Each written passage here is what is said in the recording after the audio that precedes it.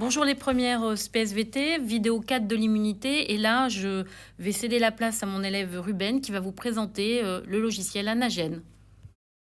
Classe, donc pour ma part, première SPSVT, puis variation génétique et santé et immunologie, donc notre chapitre. Ensuite, différentes séquences apparaissent et on choisit celle qui nous intéresse. Pour ma part, je ne vais en choisir que 4. Donc par exemple, le loup, le poisson, la poule, euh, plutôt l'Homo sapiens et le chimpanzé.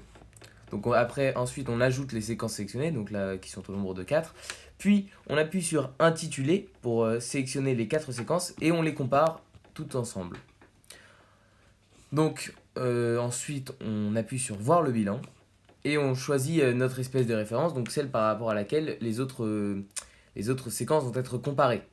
Par exemple, on va choisir Homo sapiens et on voit donc pour chaque espèce, pour chaque séquence, donc le pourcentage d'identité, donc de ressemblance, et le pourcentage de différence par rapport justement à l'espèce, à la séquence de référence.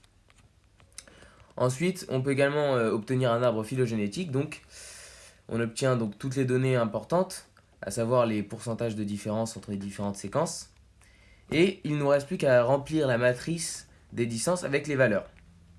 Donc par exemple, le pourcentage de différence entre le poisson et le loup donc, est de 63,1. Donc on rentre toutes les données.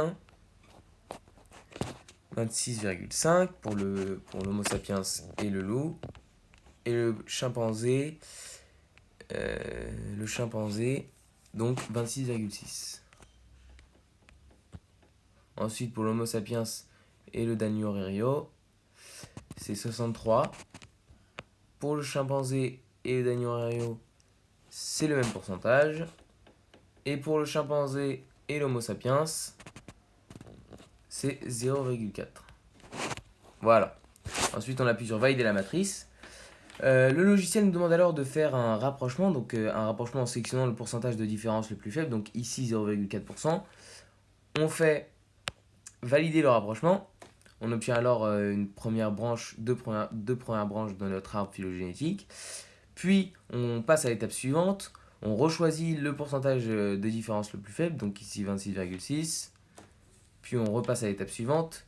Et enfin, 63,1. Et on obtient donc notre arbre phylogénétique avec les séquences sélectionnées. Merci encore à Ruben et à bientôt les premières SPSVT.